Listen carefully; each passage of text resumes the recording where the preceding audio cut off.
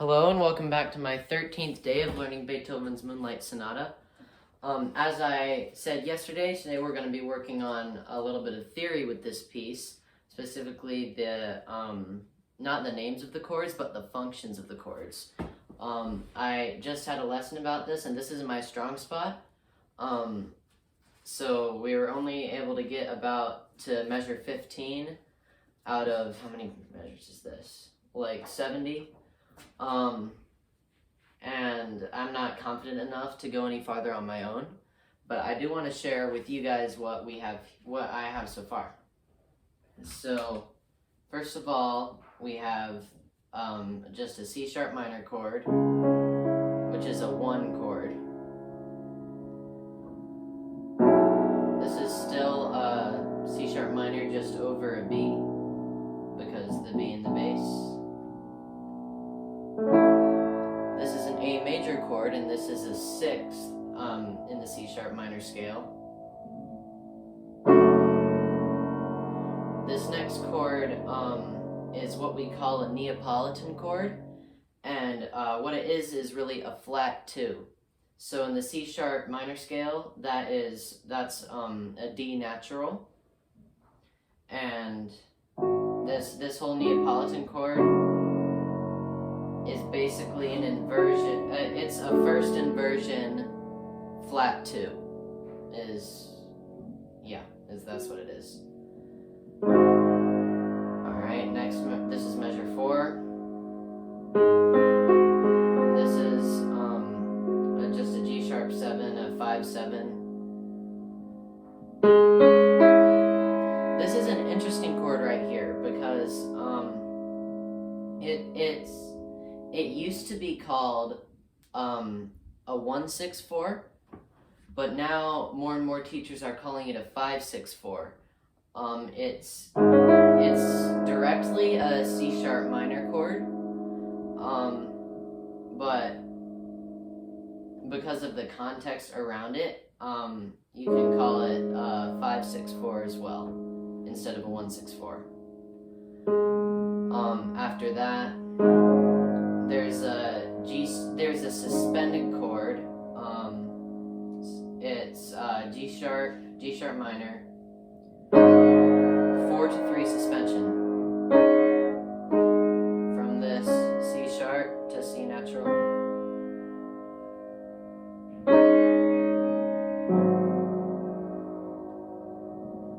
And then in measure 5 we're back to C sharp minor, which is still 1.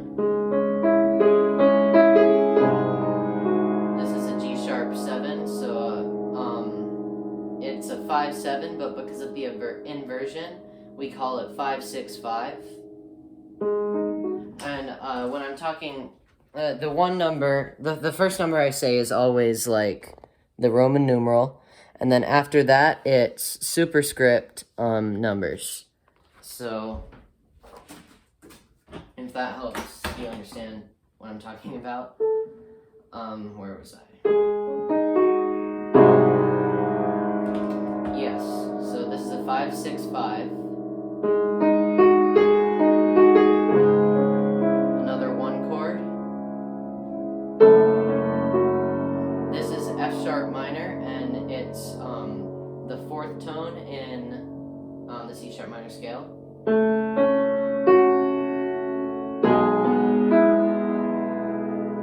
This is an E chord, an E major chord over B. But now that we're in this cadence, which is going to lead to this section,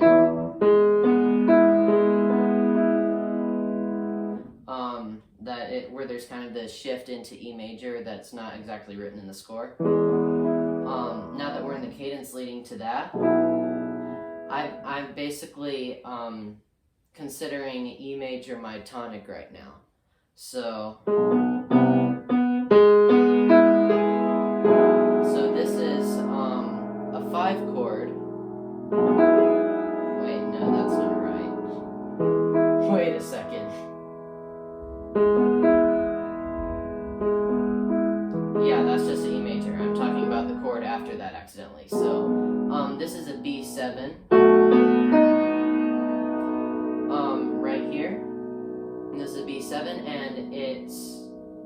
lead us right into this E major, which is going to be our new tonic for a bit. So I could write this as a 7 in C sharp minor, but instead of that, I wrote it as since it's also a 5/7 in E major, I wrote it like that. I wrote 5/7 and then slash number 3, because E is the 3rd tone in the C sharp minor scale. So like because it's the dominant of the 3rd tone, and the 3rd tone is about to become the tonic. And then right after that measure with the E major, we're going down to E minor. So this is a 1.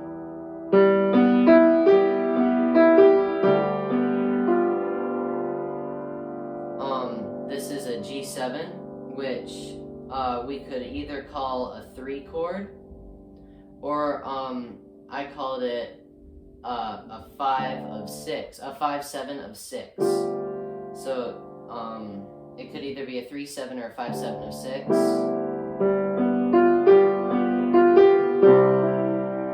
This is the 6, which is why that last chord was it could be a 5/7 of 6, because this is the 6.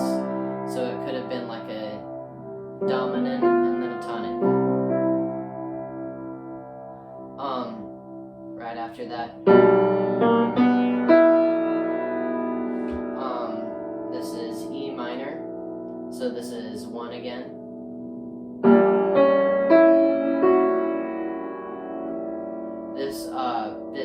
This is an A sharp diminished 7th, because the A sharp in the bass. Which to write diminish, you do a little like a degrees sign, a little O, like superscript.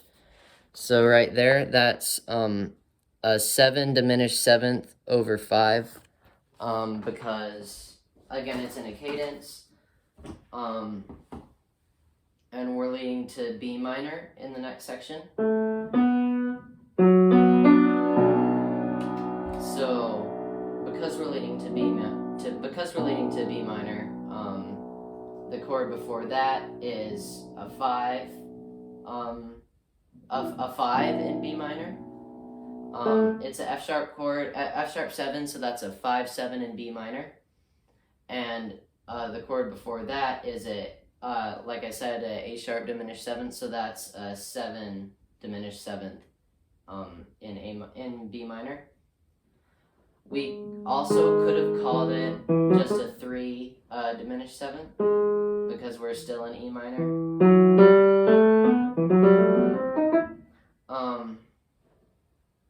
But I called it a 7 diminished 7th of 5. So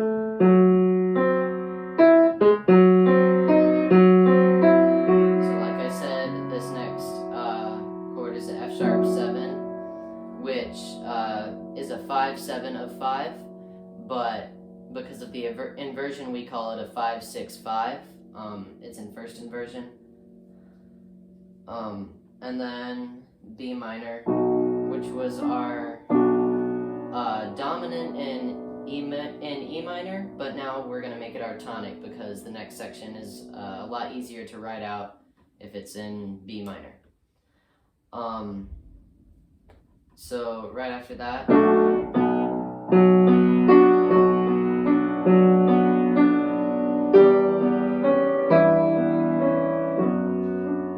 here we have, oh, sorry about that. No barking! Oh, God. I'll cut this part out. Maybe. So this is what we call...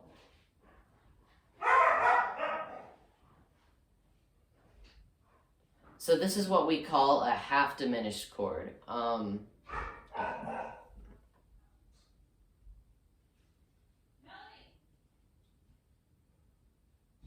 Sorry about that, my dogs were barking for a minute there. Right here in measure 13, after 2 beats of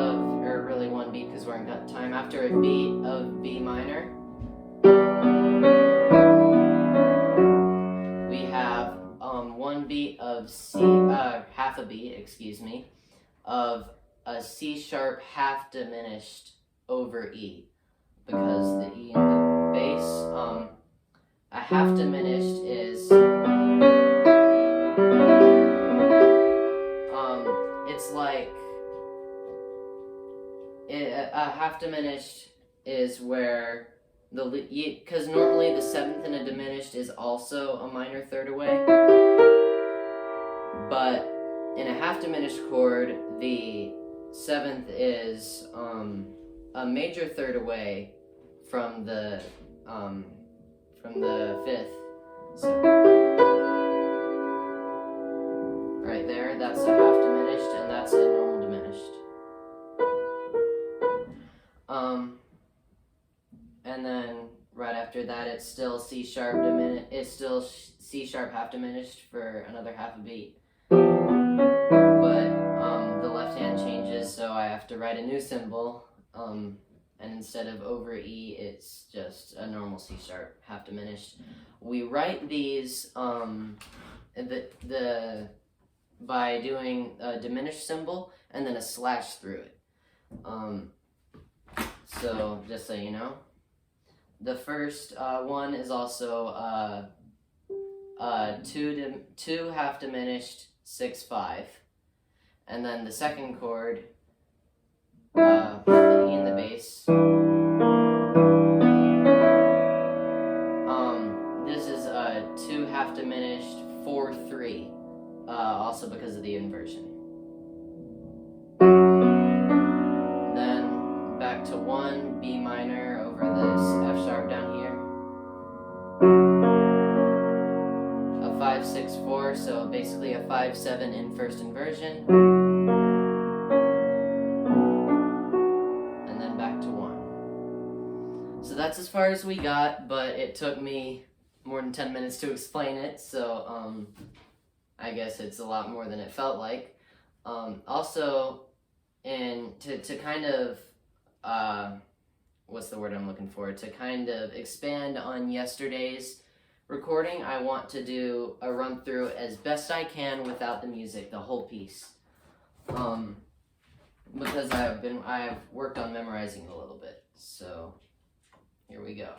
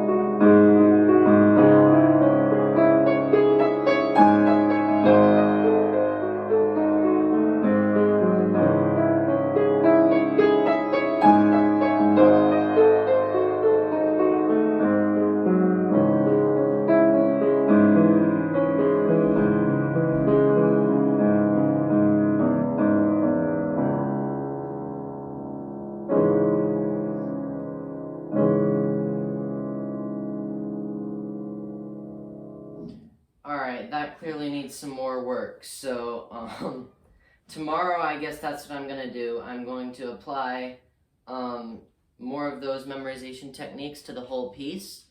But until then, don't forget to subscribe, and I'll see you later. Bye.